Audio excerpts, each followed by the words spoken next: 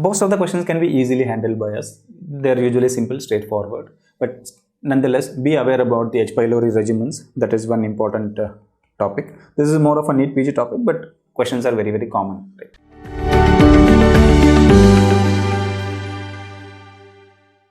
Hi guys, this is Dr. Patil, your medicine educator for Prep Ladder NEET SS, and today we are connecting to discuss the 30-day strategy for upcoming examination. I definitely agree the time is very, very less, and this is the time to be more focused. Now, this is not the time to waste behind learning new concepts, new things, or trying to dig deeper and try to become an oversmart PG student. This is time to understand what are the very, very important topics and go behind them. So today I will be sharing my list of important topics which I feel you must know before you step into examination hall.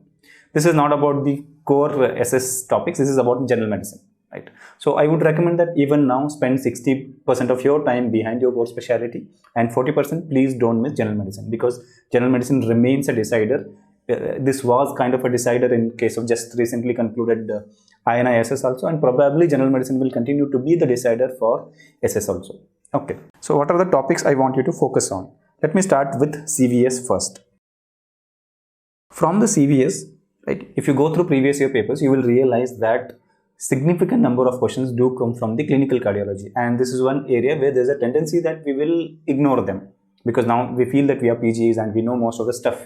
We have a tendency to ignore, and very now and then we do commit silly mistakes on the basic questions that come from clinical cardiology, because we have a tendency to run behind all these hi-fi newer trials and their findings and statistical data. Remember, even if they're asking you about trials, right, your paper 1 and paper 2 put together, there will be hardly 2 questions from trials. Maximum I'm talking about. So don't try to run too much behind trials.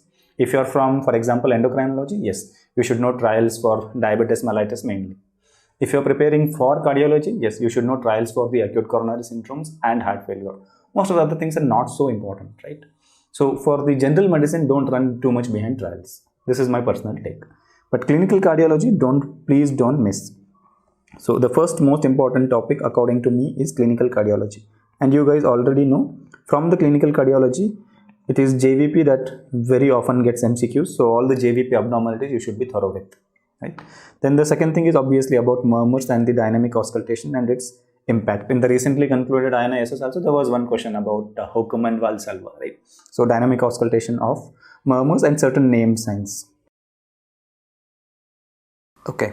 Then apart from this, the second topic I want you to read is about acute coronary syndromes. Be updated about the latest management protocols, right? So that is the second thing. The third thing is about cardiomyopathy and pericarditis. What do I want you to focus here? From the cardiomyopathy and pericarditis, I mainly want you to focus on the hemodynamic changes, hemodynamics of these disorders. So where do you see absent Y descent, or where do you see square root wave sign? These kind of MCQs are very, very common. I think if you open Harrison, there is one table which compares all these entities. Spend some time behind that. It will be very, very useful and it will yield some score if question comes from that. Right. Then apart from that, most of the things from cardiology are easily tackleable. Yeah, congenital heart diseases, yes, some questions do appear from that. So read about that also. Now moving on to the next important system, that is CNS. So from CNS also, according to me, the clinical neurology is a very, very important topic. It is definitely not as important as the clinical cardiology, but still it is important topic. So revise your clinical neurology notes. Okay, that is first thing I want you to know. Second thing I want you to focus on is stroke. Okay, all the stroke syndromes are important very now and then. They have asked questions about that, but then those stroke syndromes, right, there is no end. There is a big list of stroke syndromes. So if you remember, if you are very much thorough with that from your PG days till now, good. Maybe you can revise once. If you're learning it new, I wouldn't recommend going behind them. You may get one question. Maximum you get is one question. Half of the times you will be able to answer it, because it will be about common stroke syndromes, not about rare stroke syndrome. So I wouldn't recommend wasting too much time behind that. Okay. From the stroke, what I want you to mainly focus on is, the first one is the aspect scoring system, which is emerging as an important topic. The second one I want you to focus on is the contraindications for thrombolysis, again an area of clinical MCQs. So be aware about the absolute contraindications and relative contraindications, and I would say spend some time, do a little bit of homework, and try to understand contraindications from outside the Harrison. So Harrison is very, very succinct, and I have seen questions which cannot be handled by contraindications described in Harrison. For example, ABG done how many days before the non-compressible site ABG done how many days before the patient presenting with stroke becomes an absolute contraindication. This was one of the PGI question. Right? So Harrison doesn't address this point. So I want you to go through the contraindications from 2-3 important guidelines. Okay. That is about thrombolysis. And the third and nonetheless very, very important topic is management of extracranial carotid stenosis as well as intracranial stenosis. Right. So the role of, let me just say, carotid stenosis and intracranial vessel stenosis.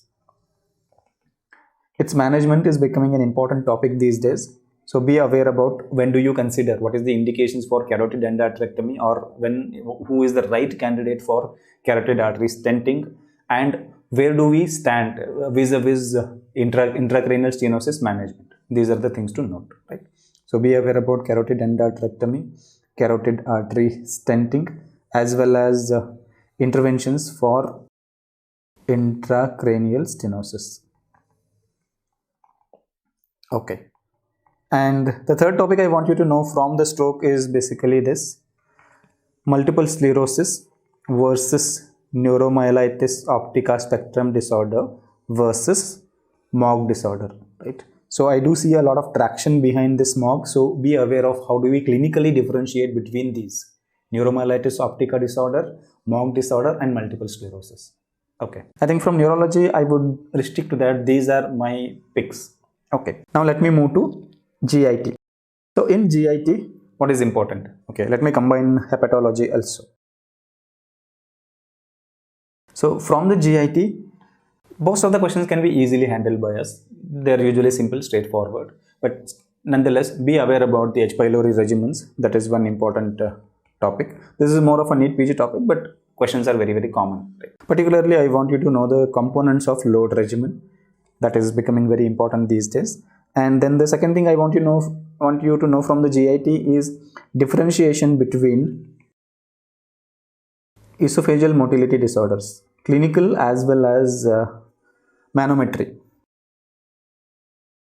Esophageal motility disorders focus mainly on the manometry findings. And you may anticipate some image-based questions from this topic. You may get manometry finding images, and you should be able to pick up which dysmotility disorder we are talking about. Okay. Then moving on to hepatology, particularly I want you to know from the hepatology is treatment guidelines for hepatitis B and hepatitis C, and a little bit about epidemiology. It mainly focus on the Indian data. I want you to know which genotypes of these viruses are more common in India. Right? So that is about GIT. Coming to respiratory system, focus mainly on the interstitial lung diseases, and image-based questions are possible. Mainly be aware how to differentiate between the usual interstitial pneumonia and NSIP, right? Usual interstitial pneumonia and NSIP. Then be aware about the KERB65 as well as the pneumonia severity index and other related scoring systems. Those are important from the respiratory medicine. PFT analysis is obviously an important thing, but I think you guys are already aware about it. The other thing I can expect is from pneumoconiosis. Simple questions, but nonetheless important topic to revise before. I don't see complicated questions coming from the pneumoconiosis, but be aware about where to place which information, right? That is from respiratory system. And from the hematology, this is vast, and to be very frank, I have not noticed many pathology kind of questions from hematology. In the sense, this body is seen in which disorder. Those kind of questions can be asked, but they are relatively less once you are into SS space. They are more common in the NEET PG, right? So from the hematology, I basically want you to know about the genetics of all the hematological disorder. That is one important area. The second thing I want you to know is some criteria, diagnostic criteria of all these disorders. Diagnostic criteria and genetics. Even if you can make a summary of this, that should serve well enough, right? Okay. Then coming to Critical care medicine, yeah, be aware about the updated surviving sepsis campaign guidelines because they are recently updated, right? They are recently updated. I have already circulated the updates or changes from this guideline compared to the previous guideline because they are updated once in 5 years. So this year it is updated. It is going to stand valid for at least next 3 or 4 NEET SS examinations. And as an examiner, we have a tendency to pick up questions from the very updated guidelines which have made a significant impact on the real practice. So this is one of those guidelines which has made an impact on the real practice. So I do anticipate questions from this. Okay. Then coming to oncology. What do I want you to know from oncology? The first thing I want you to know from oncology is the recommendations for screening of different malignant disorders. Screening recommendations. Okay, so that is the first recommendation from my side. Then the second recommendation from my side is I had already told even before the INI-SS happened that I do see questions coming from the oncology topic mainly focused around liver, and there was one question about that, right? So liver is one thing I want you to focus mainly on hepatocellular carcinoma and METS2 liver. From the hepatocellular carcinoma, I do expect that you should be very much thorough with the management of or the treatment of hepatocellular carcinoma. Where do you consider angioembolization? Where do you consider systemic chemotherapy? Where do you consider surgery? These are the points to focus on. This is an important MCQ area. Okay. Other than that, yeah, tumor markers are important, and mostly the tumor markers are something that we are very much familiar with. The rare tumor markers are not so commonly asked. Tumor markers. Yeah, another point I forgot about hematology is from hematology, the CD markers of different cells are very frequently asked. So make a summary of these points and go through them before you step into your examination hall. That was about critical care medicine and oncology. Hematology we have covered, respiratory system we have covered, GIT, CVS we have covered. Now we are left with endocrinology. So from endocrine, I want you to mainly focus on. Again, the questions are going to be little basic from endocrine. If at all you are finding the questions difficult, mostly they will be from the osteocrinology and a little bit from the adrenal glands, right? So spend time behind these two topics, adrenals and bone and mineral metabolism. Be aware about the latest guidelines for the bariatric surgery. That is one thing. Be updated about the current ADA guidelines. Right, so ADA 2021 guidelines. ADA 2021 guidelines and indications for bariatric surgery or indications for pharmacotherapy of obesity and indications for bariatric surgery in case of obesity. Okay, so these I consider the must-know topics. You should spend some time behind these before you step into your examination hall.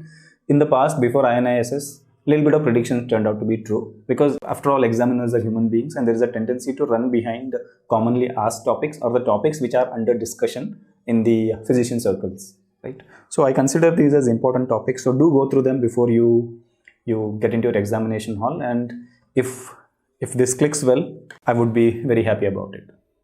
Okay, I wish all of you best of luck for your next 30 days of preparation, and we will connect after the examination to discuss the questions and take things forward. Thank you.